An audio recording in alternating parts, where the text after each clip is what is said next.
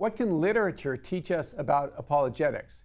And how can the imagination help us explain the faith to others? Join us today as we explore these questions and more with Dr. Holly Ordway. She is the author of Apologetics and the Christian Imagination. I'm Father Pivonka, president of Franciscan University of Steubenville, and you're watching Franciscan University Presents. Stay with us.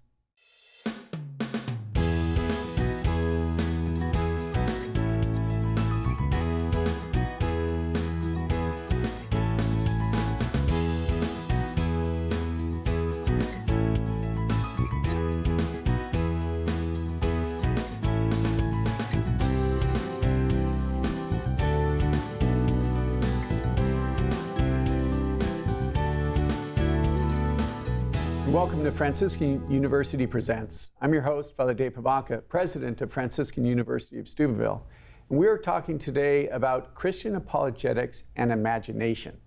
I'm joined by our panelists, Dr. Regis Martin, professor of systematic theology here at Franciscan University, and Dr. Scott Hahn, the Father Michael Scanlon professor of biblical theology and the new evangelization here at Franciscan. And we are very pleased to welcome our special guest, Dr. Holly Ordway, the newly appointed fellow on faith and culture with the Word on Fire Institute. Welcome.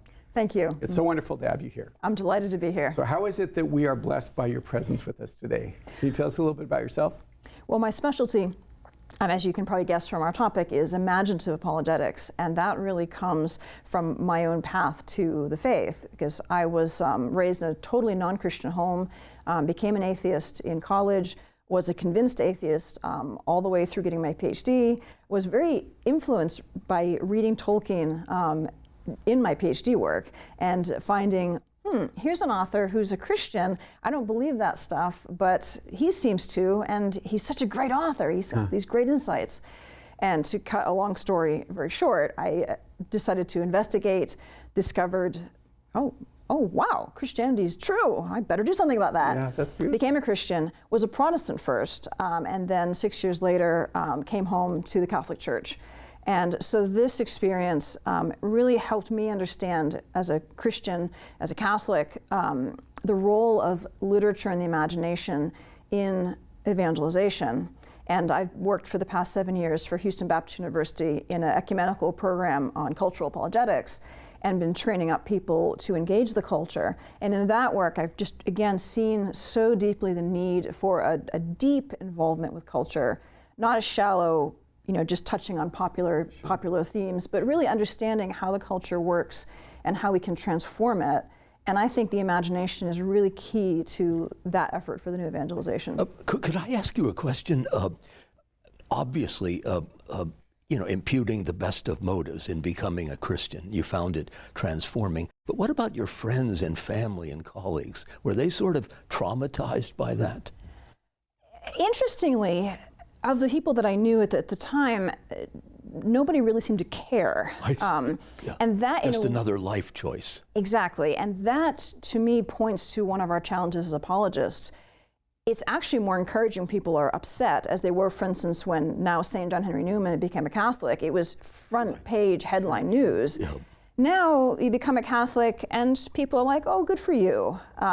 If some of them anyway. Happy, right. Exactly. Some of them rightly get that it's a very important move or becoming a Christian, but this sense of, oh, whatever, is a real challenge for apologists, because if you don't care, you're like, oh, why should I even look into it? It doesn't really matter. Good for you. So your own odyssey, I think, would be a natural fit for being drawn subsequently to narrative art, storytelling. Yes. Because your life is a story and it's still unfolding. Indeed it is. Absolutely. So who helped you? Who were instrumental in shaping your imagination and baptizing it? Well, really, the authors, C.S. Lewis with his Chronicles of Narnia, and Tolkien, J.R.R. Tolkien with his Hobbit and Lord of the Rings, all of which I encountered as a young girl. So early, in fact, I don't remember reading them for the first time. They were just always part of my imaginative structure. And I was so religiously unformed that I literally did not realize that Aslan was a Christ figure. I see. Yeah. So who makes that, or how did that, and I think that's really important to what you're doing, that connection, how did that happen for you? You read this story, which is a beautiful story, and you begin to make those connections. Well, I think what happened for me is that these stories in particular, Narnia and Middle-earth, formed in me the idea of real goodness and suffering, and the fact that it's worth fighting for the good. It's not easy, but it's worth doing. It gave me a picture of a lot of gospel concepts that I didn't know were actually gospel concepts. Right. And it showed me a world that was meaningful. Now, as an atheist, I did not intellectually believe that there was such a thing as meaning. I thought you had to self-construct it. It really wasn't there, and you just had to deal with that. But I wrote my dissertation on fantasy, centered on Tolkien, and that got under my skin because I started to realize, okay, there's something here. There's something irritatingly substantial about Lewis, about Tolkien. Not just a good story. Yeah. They were fundamentally true. And not true in the sense of factually true, but spiritually true. Make that distinction, because I think that's really important. Yeah, I think this is key with metaphor and image, because I always get very irritated when someone says, oh, that's just a metaphor. Like, there's no just about a metaphor. A metaphor is a way of conveying truth. So, for instance, the story of Frodo carrying the ring to Mount Doom in Middle-earth, that is a true depiction of suffering for others. It's a true picture of self-sacrifice. It's a true picture of the human soul responding to grace. And even though Frodo is a made-up character, the underlying concept is true. And because it's in a story, it's accessible. It's not intimidating or scary. I could take it in, and then later, when I did read the Gospels, I could say, oh, Jesus is a lot like Aragorn. I had some meaning to attach to it. In a deep way. This is what because Tolkien like. And Lewis were so profoundly gifted storytellers, you can make the suspension of disbelief so easily because the characters they portray are so attractive, so engaging. You don't have to trace the Christic connection between Aslan and the sacrifice he makes to recognize that, even if he is a bloody lion, the sacrifice is really pretty amazing. I mean, here's a guy willing to submit to a terrible death for the sake of others. And that's really important because that concept, the meaningfulness of something like sacrifice, we have to have meaning for that word to understand the meaning of Christ's sacrifice for us on the cross. Because otherwise, it's just a word. It's just a Christian jargon word. Right. And Lewis's gift, I mean, the Narnia Chronicles are Christocentric. He's very clear about that. His gift was to present these truths in a way that really worked, that were the story. And this is a bit of a kind of a pet peeve with me, and I've taught creative writing. Too many Christians today want to take a shortcut. They want to get right to the message, and they treat the story as like a sugar coating. Well, readers are more sophisticated than that. They know when they're being given a pill wrapped in a bit of candy, like, no, thank you. You've got to tell a good story. You've got to put the art first and allow God, if you've been faithful to God, the truth will come out in the story. The human soul is obviously starving for something more than just propositional truth and convincing argumentation. Starved is exactly the right word. Yeah, I mean, I remember teaching our kids growing up, catechetical doctrine, that was just part of our homeschooling. And you could tell that they were sort of giving us a line of credit. But it wasn't until after dinner, for more than 10 years, we systematically read through the Chronicles of Narnia, and then we did it again. Excellent. And it was like body and soul came together, because then the truths of the doctrine, and the virtues of character are embodied in a way that is not threatening. It's not argumentative. It's enticing. It draws you in. But at the same time, I would say that I appreciate the rehabilitation of metaphor.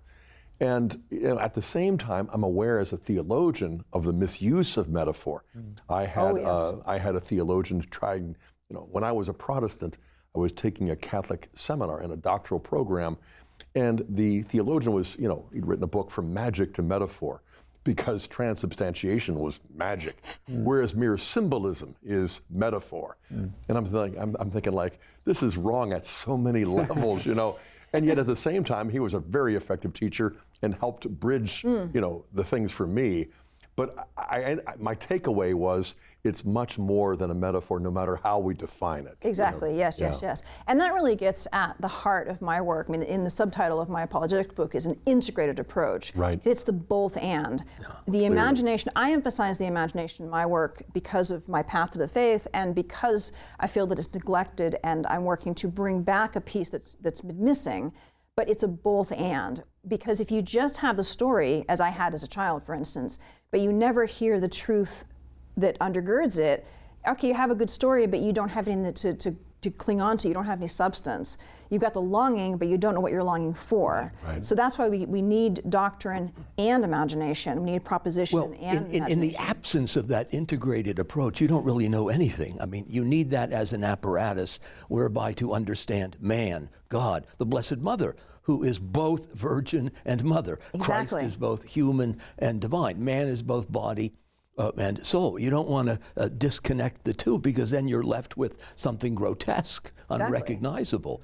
You know, Flannery O'Connor makes the point that the meaning of the story is embodied, and you have to read the whole story. You can't simply extract it and put it on a postcard to sort of speed things up. Right. Your life is not something that can be easily extrapolated. The meaning of your life is your life. You've got to live it, and it may take a while before that meaning emerges. Exactly. And that, I think, is one of the dangers that a lot of apologists and evangelists face today. They're impatient.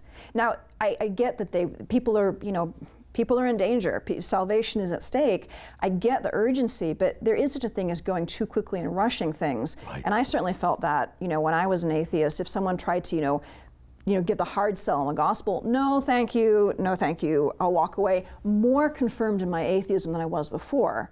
So we have to be willing to be patient and to allow these things to develop, to have the narrative, and to give those propositional structures, those doctrinal structures, but also, like you did, give time for them to sink in. You can't just give a proposition once and say, boom, there you're done, you got it, memorize it, you're good. You've got to integrate it into your imagination. When we wrote Rome Sweet Home more than a quarter of a century ago, we did it as therapy for our marriage, in response to a good Catholic marriage counselor. In 3 weeks, we were laughing, crying, praying, apologizing, forgiving each other. But we had no idea whether it would get published, much less, do what it did or what it's still doing. But what we heard from people is that it's a story. It's not a series of arguments. And yet it was a story of what studying Scripture and theology did for me by way of convincing argumentation. But it's the story aspect. You appeal to the imagination through stories. And this is just a slight adjustment. It's not, a negation. But I do think that, if the intellect is the faculty that knows the true, and the will is what chooses the good, there's something more to the imagination than just stories. You go back to Augustine in the Confessions and in De Trinitate on the Trinity, and his soul was not just intellect and will, it was memoria, intellect and will. And the memory is oddly and ironically somewhat forgotten. Because without memoria, it's not just remembering what I had for dinner last night. Without memory, I couldn't finish this sentence. Without memory, I wouldn't know who I am. I wouldn't know why I'm here. I wouldn't know who you are. And so memoria for Augustine is how you really appropriate reality in almost a pre-intellectual way. And suddenly you are a character, but you are ensconced in this interpersonal matrix of others, and memory is this relational ontology that you need a compass for. And hearing stories, it's like, okay, that helps me by way of analogy to understand who I am, who they are. My parents, my siblings, my wife, my kids. Memory is a kind of, Cavadini, a friend of mine once said, he thinks it's a kind of liturgical faculty. We do this in remembrance. Remember the Sabbath. Well, Scott, it's precisely liturgical. Yes. I mean, without memory, the church could not confect the Eucharist. She draws upon these memories, and they become efficacious. And it's the story. Yeah. It's not just the history of salvation. Yeah. It is also a drama. And it's filled with comedy, it's filled with tragedy, but it's filled with characters that you can relate to and others that you can't. And that's what life experience is. And this brings up a good point about what the imagination really is. And this is something I do talk about in my book, which is most people tend to think of the imagination, they go immediately to imaginary stories. That's right. Which is a product of the imagination. But in fact, and this goes back to from someone like St. Augustine, St. Bonaventure, the imagination is a cognitive faculty. It's how we make meaning. Right. Yes. And I'll refer back, my colleague Michael Ward has done some great work on explaining this, drawing on C.S. Lewis, that our senses bring in the data. Our reason has to make a judgment, but until we have a meaningful image for the reason to operate on, Right. we've got nothing. So for instance, one of your staff members picked me up at the hotel this morning for this event, and I had never met her before, so she had certain expectations about, there's going to be someone waiting at the hotel, she's got blonde hair, etc. Her senses brought the data of seeing me out there. Her imagination pulled it together and said, here's a picture that I think is Holly Ordway. And then her reason could then judge, is this actually her, or is it just someone else who happens to look somewhat like her, who's not behaving as if she's going to be picked up by, in my car.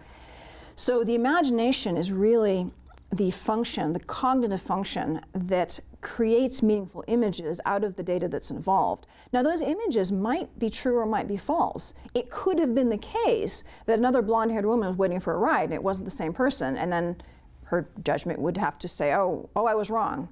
So the reason is the judgment-making faculty, but it has to have something to operate on. It can't work on nonsense. And that is why the imagination is truly so central to all of our work, because it's not just in imaginative arts, it's in our use of language, it's in everything. We cannot form meaning without the use of the imagination. Great. And that's why it's so important. And absolutely, and there's obviously much more to talk about that, so please stay with us as we continue on University Presents.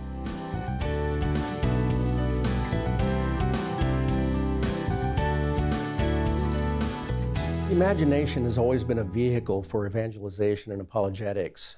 Dante, for example, in his Divine Comedy, portrays salvation in terms of a pilgrim who begins in a dark forest and descends deep into the earth, through hell, through the inferno, up Mount Purgatory and into the 9 spheres of heaven.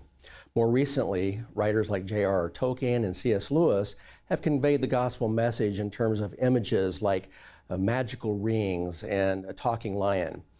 These images, because they appeal to the imagination, are able to convey the gospel message in ways that matter-of-fact, plain language simply cannot do. At Franciscan University of Steubenville, you'll find faith and reason, wisdom and grace, mercy and truth. You'll study under world-class scholars and seasoned practitioners who are committed to Christ and His church. With over 40 majors and pre-professional programs, you'll find the formation you need to succeed. At Franciscan University, you'll find more than just a college. You'll find yourself and an educational experience as singular as you are.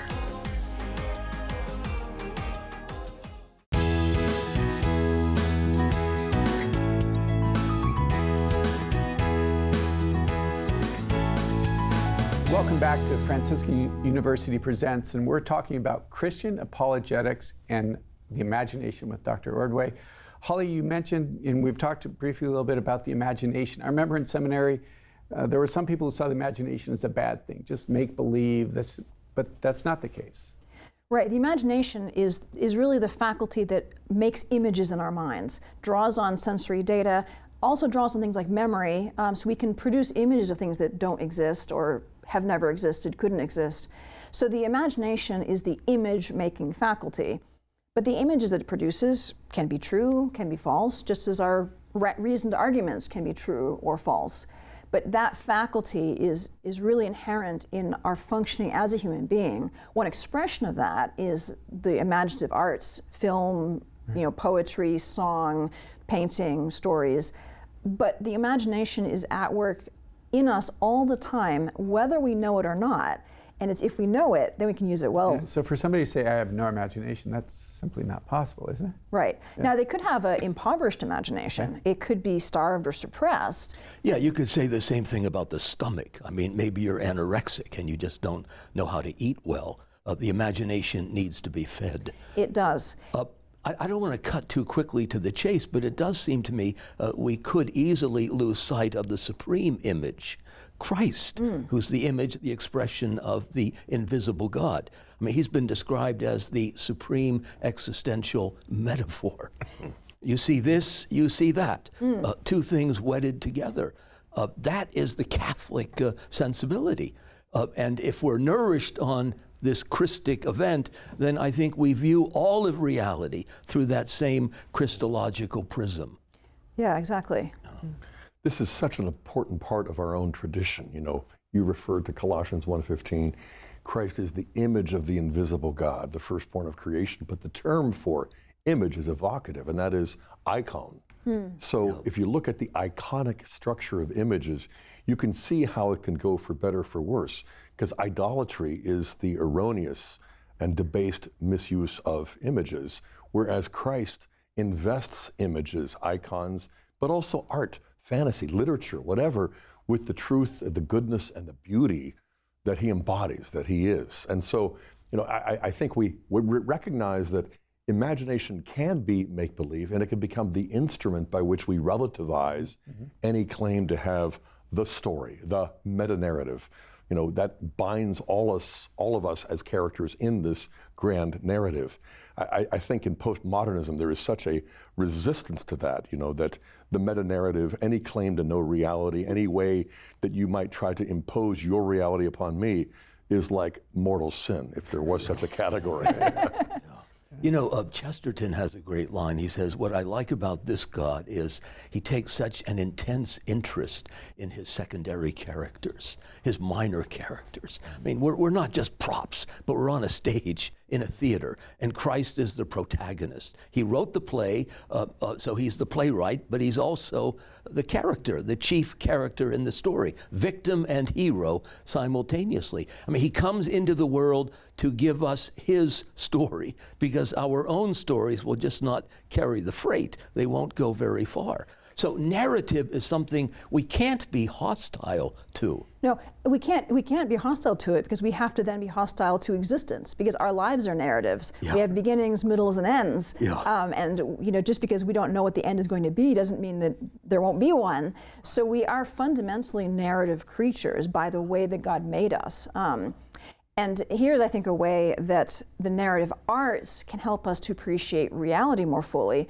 It's what J.R.R. Tolkien calls the process of recovery of true vision. So he talks about, for instance, reading a story about a fairy story, and with magical food and magical drink and Pegasus and things like that. Then you come back into real life, and he says now you can really appreciate the potency of the things, the words like horse or bread or wine. You really get a sense of what it really is, because you've had this experience of an imaginative expression of it. One thinks of that splendid episode in the life of Helen Keller, when her hands are placed under the fountain and she feels the water, and her teacher says, water, and the connection is made. It's a moment of magic. It's like something out of The Tempest. It's so extraordinary. You spend quite a bit of time in your book dealing with those very issues, these words that have meaning, but we maybe don't know what that meaning is. Exactly. And I think one of the problems, you brought up the richness of reality, you brought up the idea of being starved. And I think that in our current culture, we're really starved for meaning. We've got, cardboard nourishment, imaginatively speaking. Right. So we use these words and we don't have a rich, robust meaning for it. And I do include Catholics as well, because we often use these words but don't really grasp what we mean. We say, Christ is king, for instance. What does that even mean? And okay, we say the phrase, etc. Sure. And I think we really need to consider the ways in which the words that we're using are possibly empty of meaning. They've never been given that substantial meaning. And I find that that is one of the most common problems in working with young people. I help out with the confirmation class in my parish, and one of the things that I find when I talk to them is that most of them don't have a robust meaning for basic words like prayer, grace. It's not that they haven't been given the definition, because they have, but they don't have a robust sense of what it means, and because of that, they don't have an anchor, they don't have a sense that it holds together, and their faith is very fragile. To say God loves you assumes that we have an image of God, an image of what is love, right? So I think you do beautifully that we need to be able to give life to those and meaning to those words. And it takes time. It's not, it's not an easy or quick process, but I think one of the things we can do is to start with, how do we use language? And one of the things, for instance, an example, we can use words without reflecting on it. You know, what does it mean? Oh, you should pray about that. Well, Right. what does that person really understand when we say that? Does that person have an understanding of prayer other than basic intercession? Maybe not. You know, I think part of the problem is a reductionist approach to what we mean by language, because when you say words have meaning, I can hear my students say, okay, then give us the definitions, you know. Sure. And words do have definitions, but meaning is sort of what takes you beyond Webster's, you know, so that even if you have 2 or 3 or 4 definitions for a word, you have many more meanings, because language, our words participate in the word. And so we think of metaphor or analogy as an instrument for knowing, but as Catholics, we also believe in the analogy of being, that reality itself is structured metaphorically. So this is that, but this is everything else as well. And it's the interrelatedness of all things. And it's also a surprising discovery to realize that, you know, reality is not just a place where we find persons. I mean, if the reality of God is 3 persons, that isn't part of God, that is all of God. And so all of reality is shot through with a kind of cosmic personalism that, you know, we wouldn't pick that up from science. We might not even pick it up from literature, because it's almost too good and too beautiful to be true, but that's the truth. Yeah. And so many people today don't really have a robust idea of what God even means. Right. And so one of the things that I like to do is if I have an atheist say like, oh, you know, your idea of God is so stupid and silly, don't jump right into argument. Say, what do you mean by God? Right. Oh, father figure in the sky who's gonna shoot me down if I say a bad word. Well, I don't believe in that God either. Yeah, that's right. That's a stupid God. I don't believe in that God. Aquinas said that to call God God is not accurate enough. Rather, He who is. Yeah. I think that catches the full flavor of I am who am. Exactly. Being. Most people don't think of God in terms of that existential energy. Exactly, and that's the conversation we need to have, because if we can have a meeting of meaning with the atheist to say, oh, okay, well, by God, what I mean is, you know, existence itself, the great I am, the cause.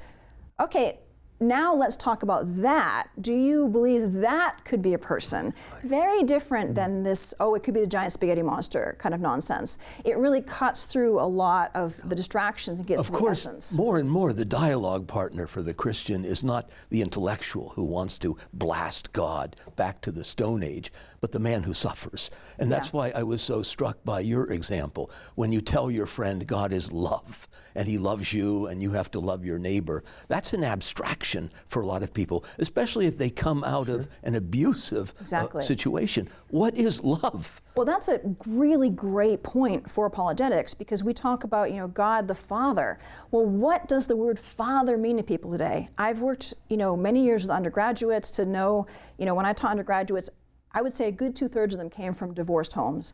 Yep. So what does father mean? The biological father whom I never see, who abandoned me and my mother's current boyfriend. Yeah. If you have an abusive father, the word father, the fatherhood of God, can bring up a meaning that is painful, that's difficult, and that person, that's a valid meaning for that person's understanding of the word God. Now, it doesn't match with objective reality of who God is, but that's what the experience of Father has meant for that person. So we need to help them to see Father means something different. And you speak that in essence, that is the work of the apologist, is getting, I love the image you use about a road, that the evangelization is putting them on the road, and apologetics is getting the things out of the way. Is that accurate? Basically, yes. So isn't that your work? The work of the apologist is just that.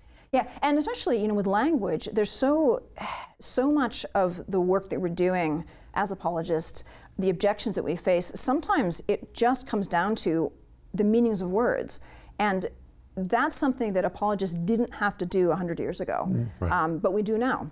One of the things you do is also distinguish between 2 ways of apologetics, the negative and the positive functions. So it is answering objections, it's clearing away misunderstandings, but it's also then demonstrating the truth, but also the coherence of these mysteries of faith. And they're not just doctrines that you've got to believe, that there is a quality of mystery that is also coherent, and that, you know, it's not fast food for the mind, but it is a kind of feast, you know. And there's no silver bullet. No, that's right.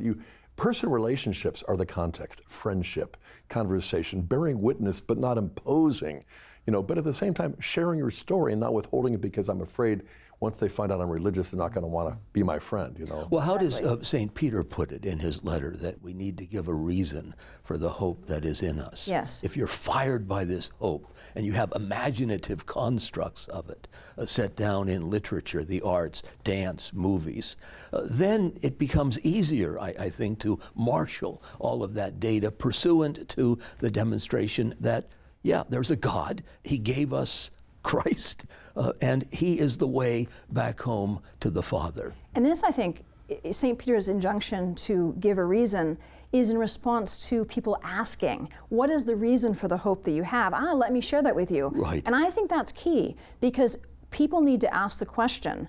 Because if we tell them the answers to questions that they aren't asking, as a teacher, I know very well, they won't retain it, they won't be interested. Yeah. You have to cultivate the interest, cultivate the meaning. Only then will they ask the question. Yeah. Only when the question is meaningful will the answer be meaningful. Right. Yeah. And Peter points out, always be prepared to give a defense, an apologia, a reason for the hope that is within you.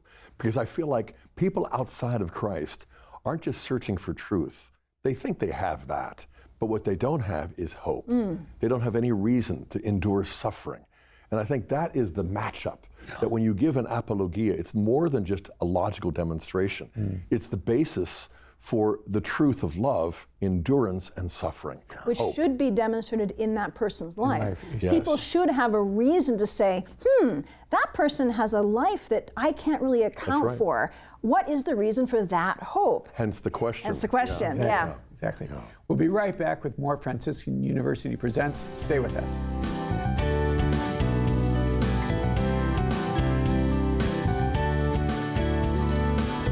I don't think it's accidental that Jesus used parables to talk about transcendent things, to talk about his Father in heaven, to talk about heaven itself. And the parable, for example, of the prodigal son, we don't need details about the brother. Very often that's what people ask. What about the brother? Was he angry? Was he justifiably angry? Was his anger justifiable? What matters in the story is the relationship that Jesus draws, the love of the Father for his Son. You don't have to trade top-flight academic programs for a passionately Catholic identity. You can have both. At Franciscan University of Steubenville, you'll not only deepen your faith, you'll be prepared for real-world success by dedicated professors for whom excellence isn't just a goal, but the standard. Ready to get started? Check out franciscan.edu.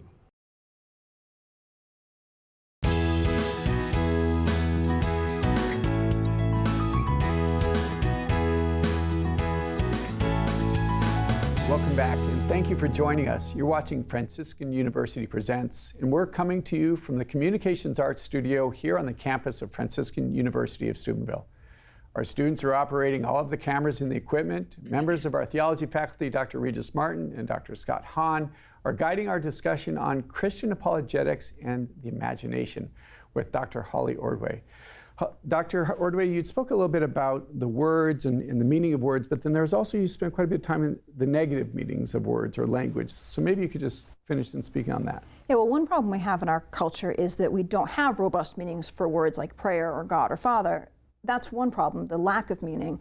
But another problem we face is words that have their meanings distorted. I call it verbicide. Yeah. So for instance, we talk about sin, but for the average person on the street, sin just means fun stuff Christians don't want me to do.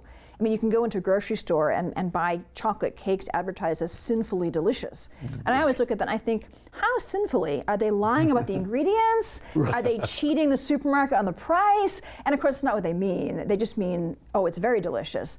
But that is a debasement of the word sin.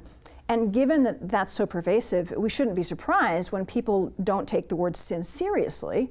Why should they? To them, it just means like almost a positive connotation. I recall being on a college campus one time, and they were advertising a dance, and the headline said, "Come sin with us."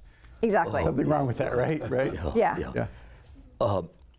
Orwell has a great line in The Politics of the English Language. He says, in effect, that linguistic corruption, the debasement of language, always precedes political corruption. Yep. If you can cheapen the language, then it's not a big stretch to tyrannizing over its victims. On the most basic question, what does it mean to be human? Yeah. What does it mean to be married? I mean, Exactly. we're finding those words that have traditionally meant and understood to be profoundly being changed. Yeah, and it's happening at a level that most people don't realize, and so their thoughts are being shaped by the language that they're seeing and they're hearing. And now, in one sense, we might say, well, what can I do about that? But I think here the individual person can be much more attentive to how they use language. So, for instance, as a Catholic, don't use words like sin lightly. Or here's a little pet peeve of mine. Let's say that I make a mistake about, say, when I'm supposed to meet my friend. It's very common to say, oh, I said 9 a.m., oh, I lied, 10 a.m. No, you didn't lie, not unless you intentionally deceived your friend. You made a mistake. And that is so common. We need to stop using that kind of phrasing because it debases the word lie. If you actually lied, you need to take it to confession. But you just made a mistake. We seek and we need clarity and precision in our language. But that's more than just consensus as to definitions. Because when you use language in real life situations, it's common to mean something and to have that meaning missed. But when you apply it to God, I mean, even in medieval theology, when you had Christendom and you had, consensus as to the meaning of words, you also recognized that you can't just simply take words and apply them to God. The triplex VA, the three ways of analogical predication. Aquinas says, okay, there are similarities between God as Father and human fathers. But the second stage is to negate, to the via negationis, is the dissimilarities are immeasurably greater. And so the third step is the way of eminence, because whatever is true and common about fatherhood is immeasurably truer of God as a father. So it's not reducible to the corporeal, the physical, the genital, the sexual. It really has more to do with the spiritual, the moral, the interpersonal love of a father. And even in the best of circumstances, it's hard to communicate that. But when you're dealing with a culture that is racked with paterphobia, where just the term father evokes toxic masculinity, you've got to take 10 steps back and approach this with much greater scrutiny. But that's really what you do in your book a lot, is you talk about the struggles that we have in culture and how do we deal with those and be able to point them out so as to bring people to faith. I think the thing you mentioned probably most often or most profoundly in my mind was suffering and difficulty. You said we need to present the world as flawed and be honest with that. So I think that's a huge point. Yeah, and this kind of gets to the larger image of reality, because you talked about some specific words, but then we have to ask ourselves, what is the overall picture that we're presenting? Because if the Catholic faith is true, it's cosmic. Our faith encompasses everything, and that is in fact the reason it is true. Only a faith that encompasses everything could actually be what we need. But I think oftentimes when we present the faith, we present a sort of partial, limited version of it. And I think because suffering's so difficult, we don't like to think about it. We don't like to talk about it. We try to avoid it as much as possible. And so it's very, very easy to present an image of, you'll become a Christian and everything in your life will be better. I think not. This, to only talk about the joyful aspect. And that is fundamentally false, because we are people of Easter, we are people of the resurrection, but we go through the cross along the way. We have to die to ourselves, and that's not fun. And I think people intuitively recognize that when they're given the sort of happy, shiny picture, there's something that rings false about it. Well, wherever you go, there you are. And who you are is a child of Adam. And Adam fell. In Adam's fall, we sinned all. That's the universal calamity. But in a way, it's a happy fault. I mean, not just Augustine thinks that. I think that because it makes possible stories. If there hadn't been a fall, there wouldn't be a story. You need conflict, discord, and the story of the fall is fascinating. I mean, Walker Percy was once asked, why are there so many great Southern writers? And the answer was simple, because we lost the war. We have this idea of dishonor, betrayal that is sort of seared upon the soul of the South. It makes for wonderful stories. You know, it's interesting because I've often thought to myself, you know, our flawed nature generates story very effectively, but I am convinced that because we're made in the image of God, who is the ultimate artist, you know, in the resurrected life, there's still going to be stories, but we'll be able to write them out of perfection, and that will be exciting because there's going to be a whole new level of storytelling that we can't get at today because we're broken. Yeah. But getting back to that idea of the fact that we do live in a broken world, I think we can err too much on the side of showing the brokenness, and in a sense, that's what a lot of secular media does today. Right. There's so many stories, you know, of zombies and apocalypse. It's almost an obsession now with the dark side because people recognize that the world is fallen and they need to come to grips with it. And where do we have the Catholic response that takes that suffering but puts it in a context where it makes sense? And I think this is part of Tolkien's genius, that he puts a great deal of suffering into Middle-earth in a context where that suffering is meaningful. Yeah. And I think, for instance, of one of my favorite poets, Gerard Manley Hopkins, and his what are called the terrible sonnets, terrible because they deal with great pain, not because they're bad poems. And he wrestles very forthrightly with depression, with deep, deep spiritual and emotional pain. And this is so helpful to me. He talks about those letters sent to dearest him who lives, alas, away. They come back unopened.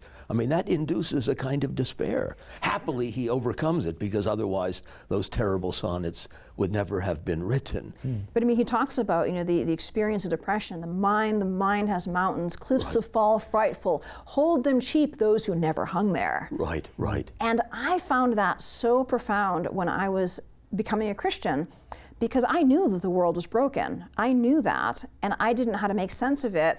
And if Christianity just said, oh, everything's happy, then I would know it wasn't true. Right. But here I had this devout Christian poet, and I think he helped me become Catholic in the end as well, who is able to lament pain without holding anything back, and yet he does not lose his faith and trust in God. Right. So he trusts God enough to say, Lord, I have just had it. Right. And that was a really profound witness to me, because he goes through the pain, does not minimize it, looks at it, and cries out, and doesn't feel the need to put on a happy ending.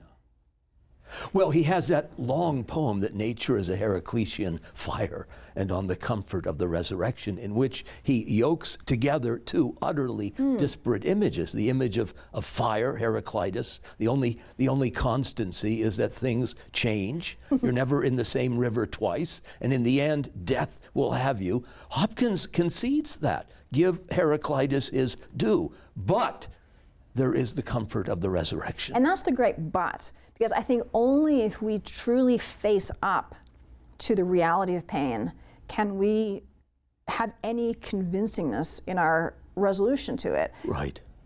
Yeah. You know, that conviction, I think, applies to not just, preparing people to be evangelized. It has to carry into the evangelization itself, but it has to continue on.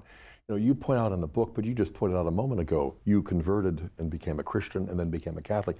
But then in the process, you describe in the book how conversion cannot be reduced to what happened when I became a Christian or just when I became a Catholic. It's ongoing. And so evangelizing is sharing the good news, but when you catechize, you don't stop evangelizing. If anything, the good news gets better. And then when the catechumens cross the threshold and get baptized and confirmed and receive communion, it's sort of like, the good news is now almost too good to be true, and yet it's enveloping us. Yeah.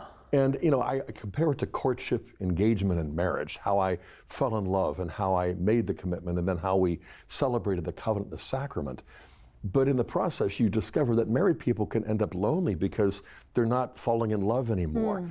Whereas this apologetic imagination, constructing an apologetic based upon beauty and story, suffering and drama, your own or others, invests the evangel that we use to evangelize. I mean, there is the greatest suffering of all. Why can't God just forgive us? Why does he have to become man and die? I mean, Allah will just forgive. There is no incarnation, no paschal mystery.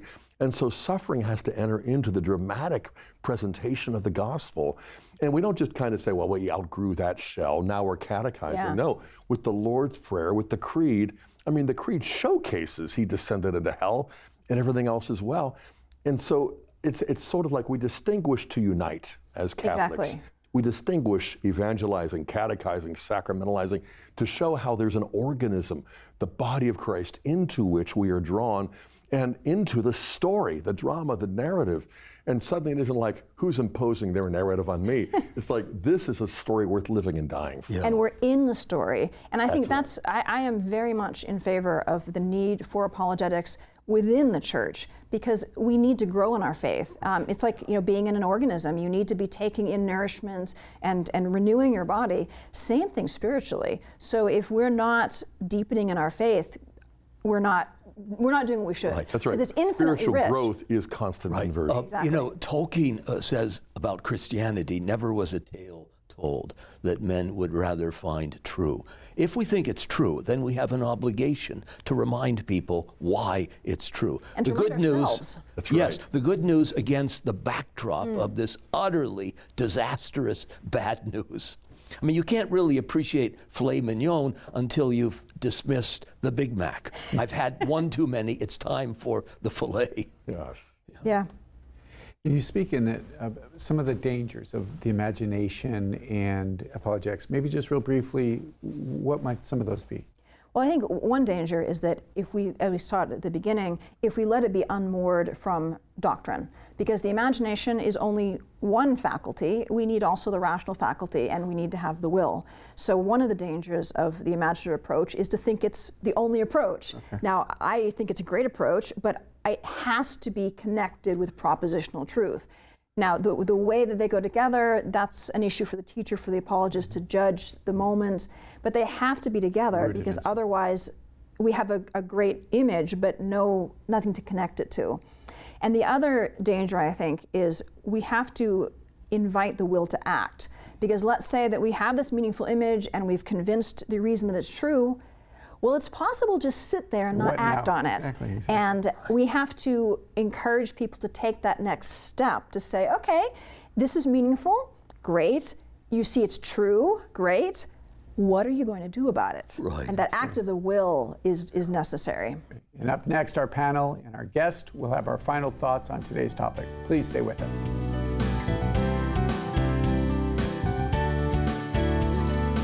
C.S. Lewis experienced quite a journey in his own personal life.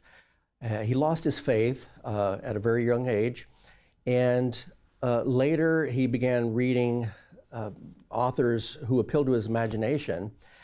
And there was one particular conversation that he had with his friend J.R.R. Tolkien, and Tolkien shared with him his idea of Christianity being the one true myth. This appealed to Lewis's imagination. The idea that God entered human history incarnate at a specific point in time under the reign of Pontius Pilate and the Emperor Tiberius. And so the idea that Christ had entered human history, myth became real, that forever changed the landscape of literature. And it was this event that was a major impetus in the conversion of C.S. Lewis.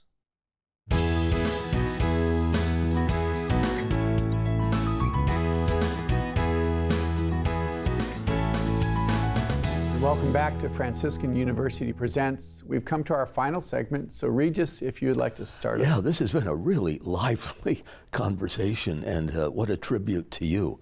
You've written a profound and beautiful book, and the cover alone is really quite gorgeous. I mean, it looks as if it came from a William Morris print. I don't know. It's the Lindisfarne Gospel. Mm-hmm. Is that right? Well, it's stunning. And you're so wonderfully learned and marvelously passionate about what you believe. And I think there is so much to commend about your book and about your presentation, your winsome defense of it.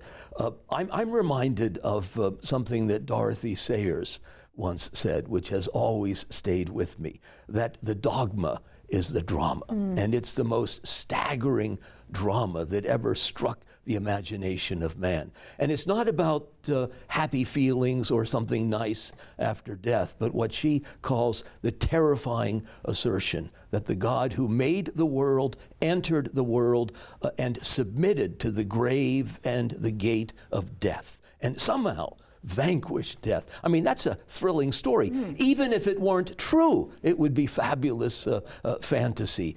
So I think there's a whole lot in your book that we need to revisit, relearn.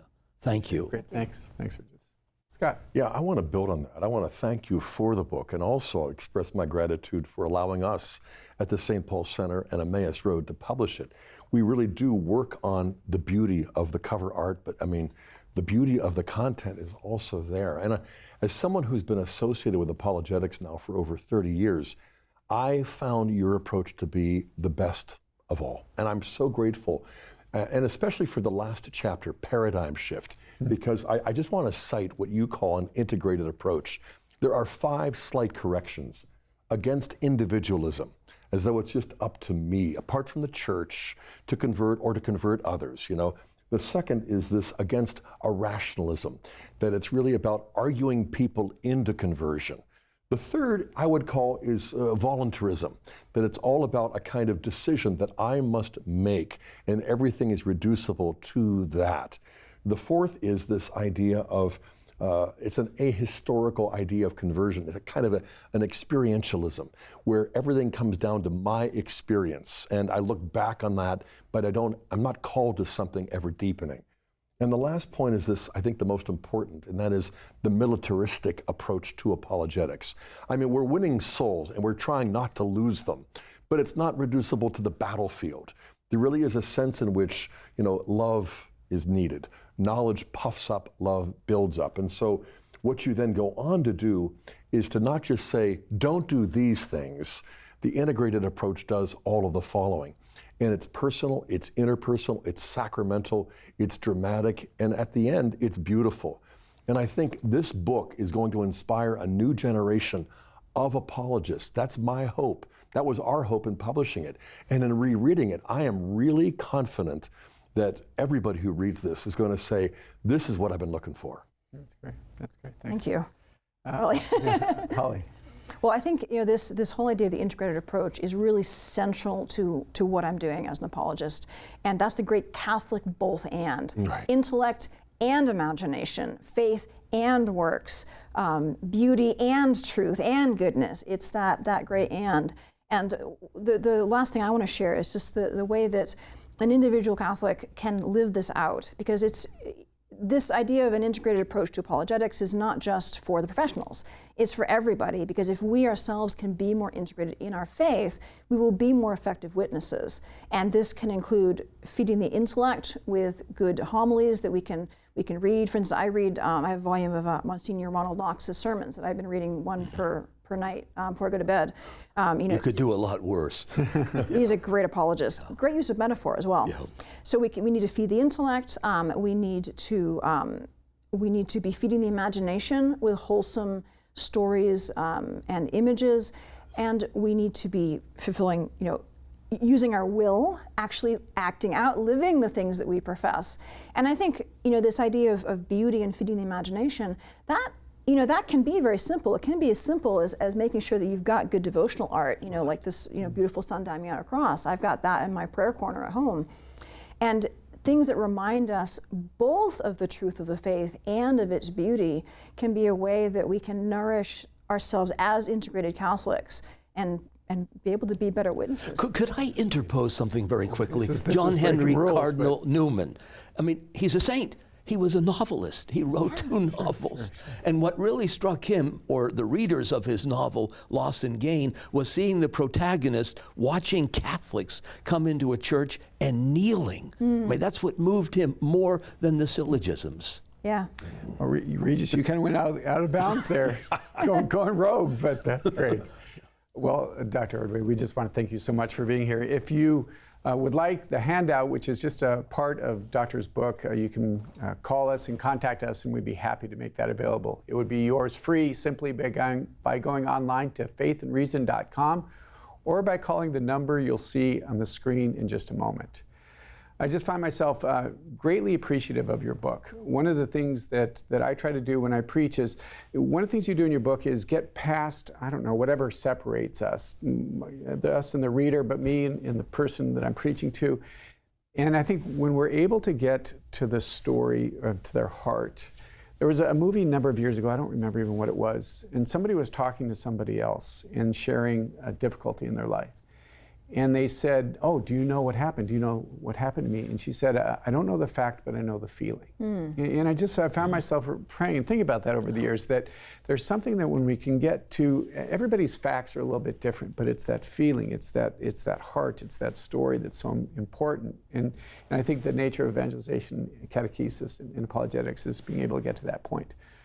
When I reflect on the scriptures, I think of Jesus in his use of stories.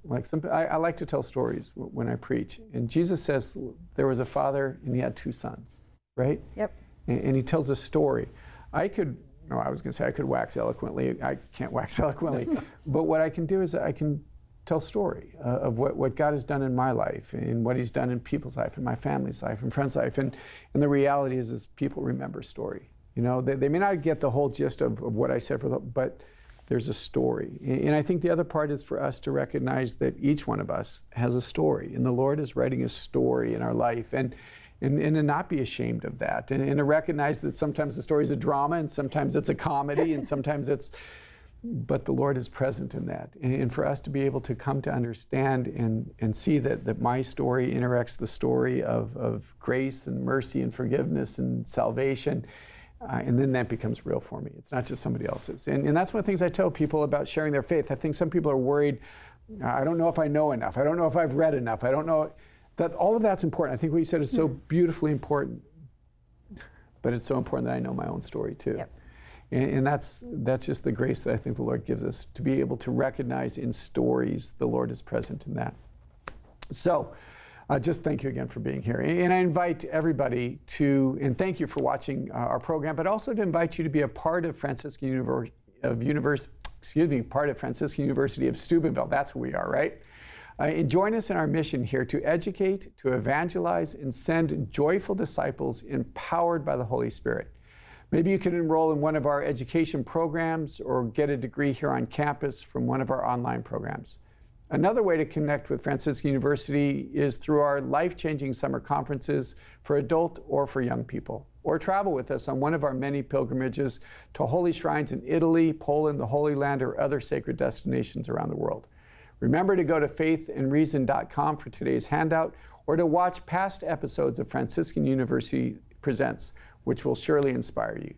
We ask the Lord's blessing to be upon us and fill us with his grace. May God bless you, the Father, the Son, and the Holy Spirit. Amen. To download the free handout on today's topic, go to faithandreason.com. Email your request for the handout to presents@franciscan.edu. At faithandreason.com, you can also purchase past episodes of Franciscan University Presents, or request today's free handout and purchase past programs by calling 888-333-0381. That's 888-333-0381, or call 740-283-6357.